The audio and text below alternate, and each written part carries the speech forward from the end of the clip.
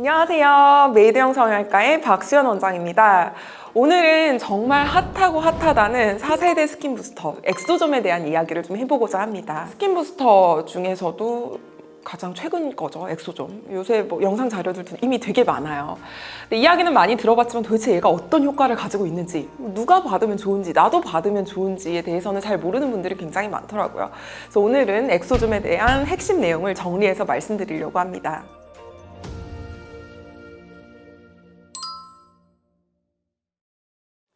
자, 엑소점이라고 하는 거는요, 사실 우리 몸속에서 생물학적으로 세포와 세포 간의 커뮤니케이션 역할을 하는 게 바로 엑소점이라고 할 수가 있습니다. 마치 집과 집이 있으면 택배기사 역할을 하는 것처럼 이게 운송을 해주는 역할이거든요.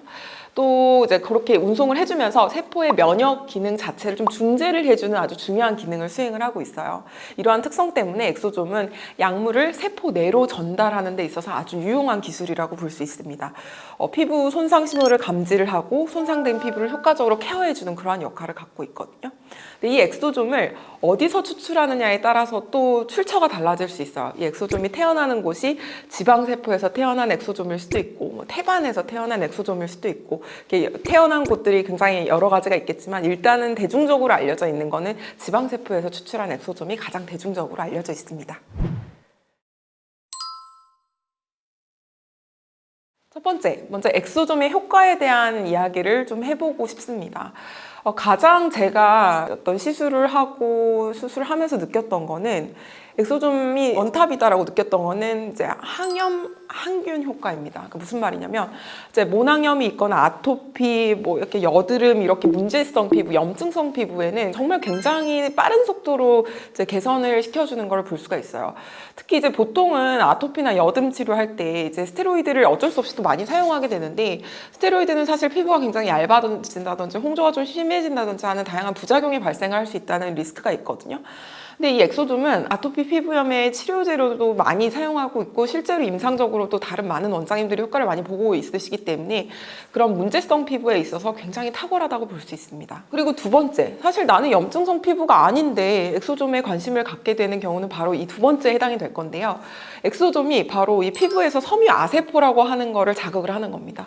섬유아세포가 뭔데? 라고 한다면 피부에는 이제 여러 이제 콜라겐, 엘라스틴 뭐 이런 애들이 이제 많이 이제 구조를 이루고 있는데 그런 아이들을 나 빨리 좀 생산을 해줘, 나 좀 많이 지지를 해줘, 이렇게 이제 중재하는 역할의 가장 핵심이 섬유아세포라고 할 수가 있어요. 그 아이들을 자극을 해줘서 콜라겐 생성을 이제 유도를 해서 탄력을 좋게 하고 주름 개선을 시켜주고 모공을 좀 축소시켜주는 그러한 효과를 또 내는 거죠. 즉 아까처럼 문제성 피부 꼭 그러한 경우뿐만이 아니고 정상적인 피부에서도 이런 좋은 어떤 피부 탄력이라든지 잔주름을 또 좋아지게 하는 그러한 효과를 또 낼 수 있다는 얘기예요. 다음 세 번째, 피부 자체가 굉장히 밝아지고 맑아지는 미백 효과가 있어요. 사실 이거는 정확히는 엑소점 단독이라기보다는 엑소점과 함께 들어가는 어떤 성분들 때문에 특히 거기에 히알루론산 같은 기본 베이스가 되는 여러 진피층의 재료가 되는 성분들이 피부를 약간 톤을 좀 밝게 해주고 맑게 해주는 그러한 효과가 있어서 세 번째 효과는 어떤 피부 미백 효과, 요걸 좀 짚어드릴 수 있을 것 같아요.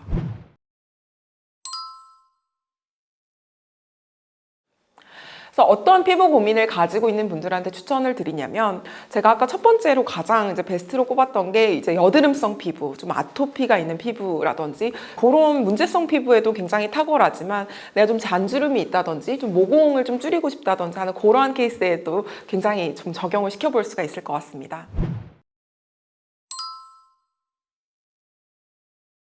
보통 엑소점은 1회만으로도 어느 정도 효과를 볼 수 있습니다. 하지만 좋은 피부를 만들기 위해서는 그냥 피부에 한 번 걸음 주고 마는 게 아니라 이제 꾸준하게 이제 좋은 영양 성분들과 시그널들을 줘야 하듯이 최소 3회 이상은 받으시기를 권장을 드리고 싶어요.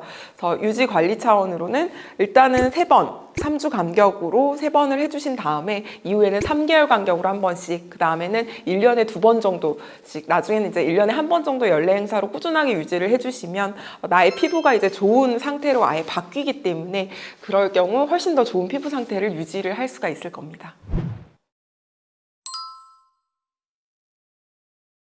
자, 엑소좀을 시술을 하고 나서 얼굴에 무언가 좀 자국이 있다고 말씀하시는 분들이 있어요. 근데 엑소좀은 명확히는 화장품으로 허가가 나 있습니다. 사실 메디칼 그레이드로 다 만들어져는 있지만 우리나라에서는 이제 코스메슈티컬로 허가를 받아져 있기 때문에 사실 직접 주사를 할 수는 없는 게 원칙입니다.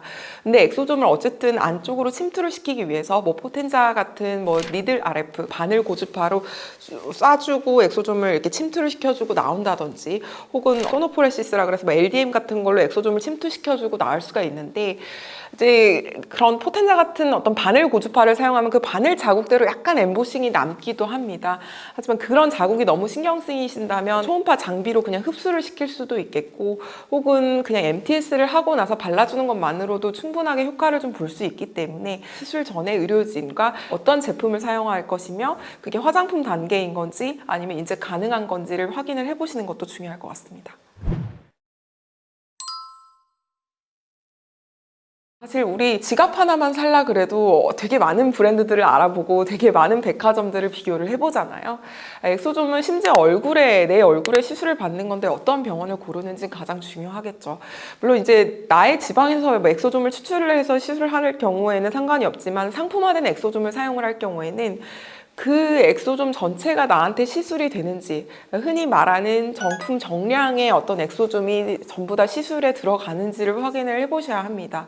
그리고 어떤 방식으로 주입을 하는지도 확인을 해보셔야 합니다. 우리는 바늘 고주파 이런 장비 없어요. 우리는 그냥 MTS만 하고 그냥 발라드릴 거예요 라고 하는 것보다는 사실 바늘 고주파 장비가 같이 있어서 좀 더 깊게 침투를 시켜주면 훨씬 더 좋거든요. 그래서 어떠한 방식으로 침투를 시키는지, 어떠한 장비를 함께 가지고 있으며 어떠한 장비와 함께 컴바인이 가능한지를 병원을 고르실 때 확인을 한다면 똑같은 엑소좀 시술을 받더라도 더 효과적이고 더 많이 빛을 발할 수 있지 않을까라는 생각이 드네요. 지금까지 4세대 스킨 부스터라고 하는 엑소좀에 대해서 이야기를 좀 해보았는데요. 요즘에는 엑소좀도 굉장히 다양한 회사에서 다양한 컨셉을 가지고 많이 출시가 되고 있어요. 일단 저희 병원에서는 가장 안정성이 있고 가장 오래 사용한 엑소좀을 일단 선택을 해서 시술을 진행을 하고 있는데요. 우후죽순 생겨나는 다양한 엑소좀 그냥 얼굴에 막 이렇게 테스트 해보지 마시고 안정성이 입증된 병원에서 많이 시술해본 의사한테 받으시기를 권장드립니다. 지금까지 메이드형 성형외과의 박수연 원장이었습니다.